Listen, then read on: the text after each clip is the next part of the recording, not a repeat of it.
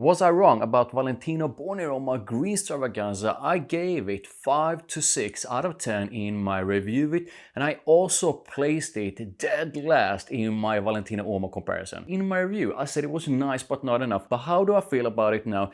Is it, like some say, the very best in the Valentino Uomo line? I mean, take a look at some of the many comments I've received about Born Roma Green Stravaganza when I've done a Born Roma rank or review. This guy thinks I'm tripping, this guy feels it's better than the most wanted parfum. This guy says it's the best designer fragrance. Quite a few feel it's both an underrated and overrated fragrance, and it's the favorite Valentino Uomo Born Roma for a lot of people. Have I changed my mind about it?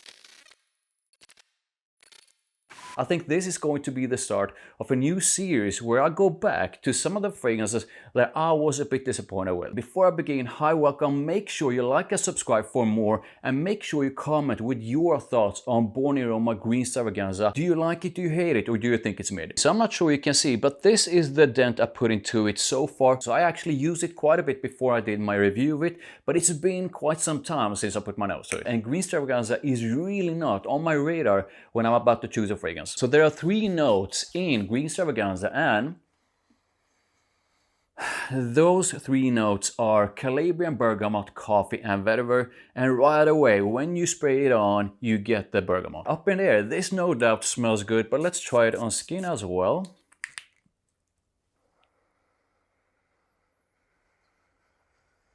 Okay, definitely the bergamot coming through, and this to my nose is quite fresh in the opening, but I do find the freshness of it to be quite a smooth one. So bergamot sometimes can be intensely sort of a citrusy fresh. This is definitely intensely fresh, but there's definitely a smoothness to that opening. I can't remember what I said about the opening in my original review of Green Stravaganza, but I definitely think the opening on skin smells good. It's perhaps not the most sort of a unique kind of freshness I put my nose to, but this thing, when you spray it on, smells good. I believe I said the same thing in my review of Green Stravaganza. There's something else to that opening as well, like a bit of aromatic freshness and brightness, like a bit of lavender or sage. That part is not reflected in the notes, but there's like a really nice kind of aromatic freshness and brightness to the opening, and I think it's probably the aromatic touch of it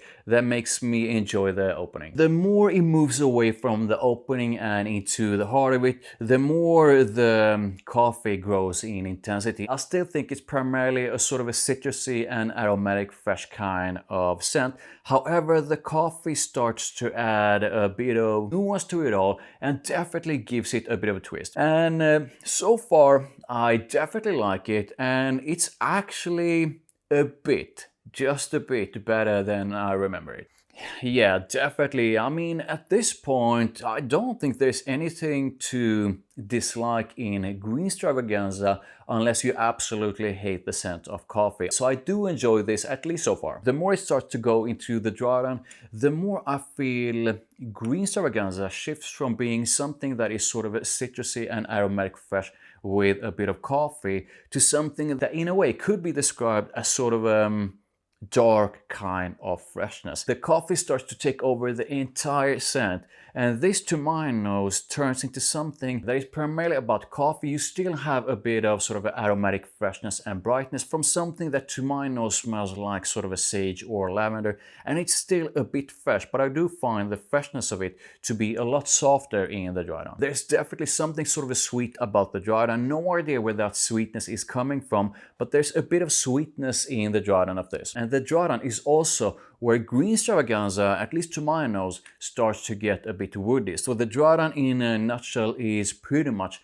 all about a dose of coffee together with a soft dose of woodiness. The coffee is more prominent than ever. However, I also feel that the coffee in the drawdown is softer, and it's softly aromatic and a bit fresh in the drawdown. So the main difference now, if I compare it to back when I did my review of it, so with quite a bit of sort of a maceration, I do feel that the coffee nowadays feels more prominent and less soft. So back when I did my review of Green Stravaganza, one of my main complaints was that the coffee was a bit too sort of a weak and felt sort of diffused and simply put not intense enough. I definitely think it's a bit more prominent when I wear it now. However, once this goes into the sort of far dry down, this actually still turns into something that to me is mostly sort of a softly woody, with the coffee being quite soft. When it comes to compliments and mass appeal, performance and usage, I still feel that this is quite a likable men's fragrance. It's definitely not as compliment getting as Core Fantasy